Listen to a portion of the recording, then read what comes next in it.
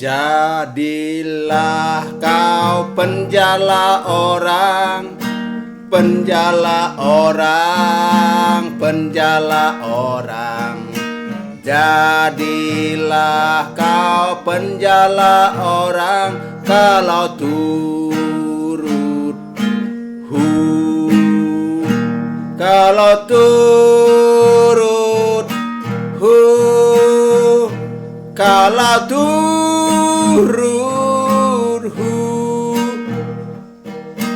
Jadilah kau penjala orang kalau turut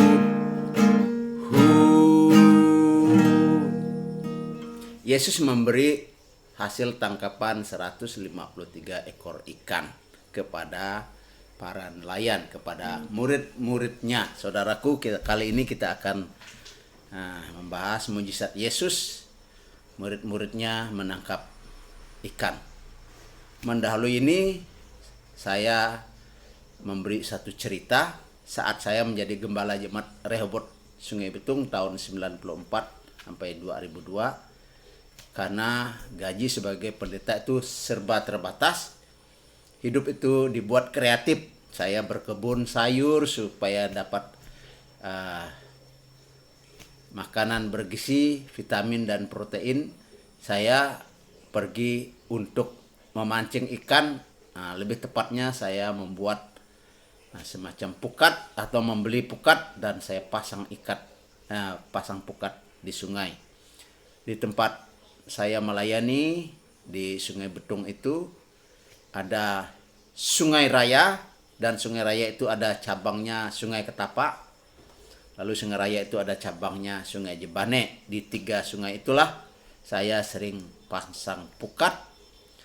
Saya pasang pukat mulai dari 4 buah sampai kepada 12 buah, dan saya pasang di berbagai tempat. Dan puji Tuhan, hampir setiap hari saya menyuguhkan makanan bergizi kepada anak-anak saya sehingga mereka sehat dan cerdas karena makan ikan. Kebanyakan murid-murid Tuhan Yesus adalah nelayan. Sebagai nelayan, mereka menjala dan memukat. Ada 2 peristiwa menangkap banyak ikan. Hampir sama tetapi sebenarnya beda. Yang pertama itu sebelum kebangkitan Yesus, dan yang kedua itu setelah kebangkitan Yesus. Bagian yang pertama kita baca dari Lukas pasal 5 ayat 3 sampai ayat 10. Tertulis, jika Simon mengeluh sebab tidak mendapat apapun setelah bekerja selama semalaman, dan Yesus minta Simon untuk melemparkan jalannya kembali mencoba untuk menangkap ikan. Simon pun turut dan akan permintaan Tuhan Yesus. Jaring atau jalannya atau pukat mereka tiba-tiba penuh dengan ikan dan membuat jala atau jaring itu hampir robek, dan perahu yang mereka pakai itu penuh dengan ikan. Bahkan perahu itu nyaris tenggelam. Yesus lalu berkata kepada Simon, jika dia akan menjadi penjala manusia. Dan mulai sekarang dia katakan, kamu akan menjadi penjala manusia, menjala jiwa-jiwa. Nah, bagian yang kedua, tempatnya, lokasinya terjadi peristiwa ini adalah di tepi danau Tiberias, sama sebenarnya. Cuman peristiwanya yang beda. Waktu peristiwa ini terjadi ketika Yesus sudah bangkit dari kematian, dan Yesus menampakkan diri kepada murid-muridnya. Dan ini penampakan diri Yesus yang ketiga kali yang dicatat, dan ini terdapat di dalam Yohanes pasal 21 ayat 1 sampai ayat 14. Beberapa waktu setelah kebangkitan Yesus, nah jelas ya, murid-murid Yesus berkumpul di pantai danau Tiberias. Mereka itu adalah Simon Petrus, Thomas yang disebut Didimus, Nathanael dari Kana yang di Galilea, anak-anak Zebedius yaitu Yakobus dan Yohanes, dan 2 orangnya muridnya yang lain. Kata Simon Petrus kepada mereka, ayo kita pergi menangkap ikan. Kata mereka kepadanya, kami pergi juga dengan engkau, ayolah. Mereka berangkat lalu naik ke perahu. Tetapi semalaman itu mereka tidak menangkap apa-apa. Dan ketika hari mulai siang, Yesus berdiri di pantai, akan tetapi murid-murid Yesus itu tidak tahu kalau itu adalah Yesus. Kata Yesus kepada mereka, "Hai anak-anak, adakah kamu mempunyai lauk pauk?" Jawab mereka, "Tidak ada." Maka kata Yesus kepada mereka, "Tebarkanlah jalamu di sebelah kanan perahu, maka akan kamu peroleh." Lalu mereka menebarkannya dan mereka tidak dapat menariknya lagi karena banyaknya ikan. Maka Yohanes, ya, sebagai murid yang dikasih oleh Yesus, berkata kepada Petrus, "Itu Tuhan." Ketika Petrus mendengar bahwa itu adalah Tuhan, maka ia mengenakan pakaiannya sebab ia tidak berpakaian. Lalu terjun ke dalam danau. Murid-murid yang lain datang dengan perahu karena mereka tidak jauh dari darat. Hanya kira-kira 200 hasta, ya kurang lebih 100 meter saja. Dan mereka menghela jala yang penuh ikan itu. Ketika mereka tiba di darat, mereka melihat api arang dan di atasnya ada ikan dan ada roti. Kata Yesus kepada mereka, "Bawalah beberapa ikan yang kamu baru tangkap." Simon Petrus naik ke perahu lalu menghela jala itu ke darat. Penuh ikan-ikan besar, 153 ekor banyaknya. Dan sungguh pun sebanyak itu jala itu tidak koyak. Kata Yesus kepada mereka, "Marilah dan sarapanlah." Tidak ada di antara murid-murid itu yang berani bertanya kepadanya, "Siapa engkau?" Sebab mereka tahu bahwa ia adalah Tuhan. Yesus maju ke depan, mengambil roti dan memberikannya kepada mereka. Demikian juga ikan itu. Itulah ketiga kalinya Yesus menampakkan diri kepada muridnya. Sesudah ia bangkit dari antara orang mati.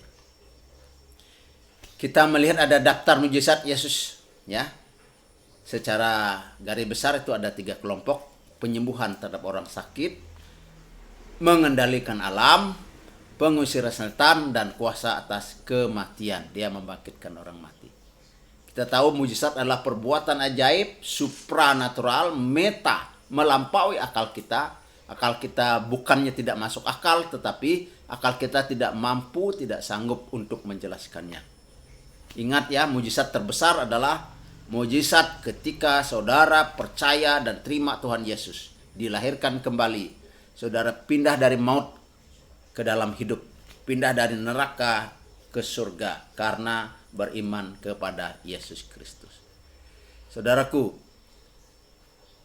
kita mempelajari bagian ini, ya, bahwa Yesus pun mengetahui keperluan murid-muridnya. Dapat dibayangkan mereka setelah menjadi murid Yesus, lalu Yesus disalibkan, Yesus mati. Pada waktu mereka mengikut Yesus tidak kekurangan.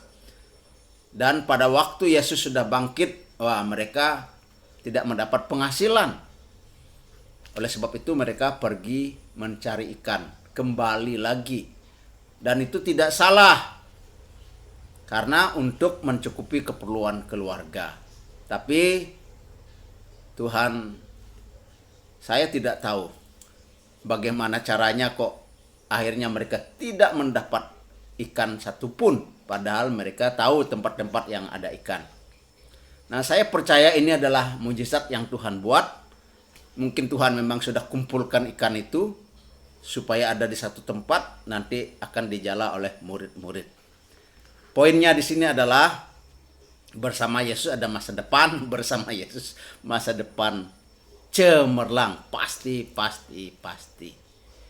Dan untuk keperluan kehidupan sehari-hari, Tuhan tidak menjanjikan kekayaan kepada kita, tapi Tuhan menjanjikan Dia akan mencukupkan segala keperluan kita.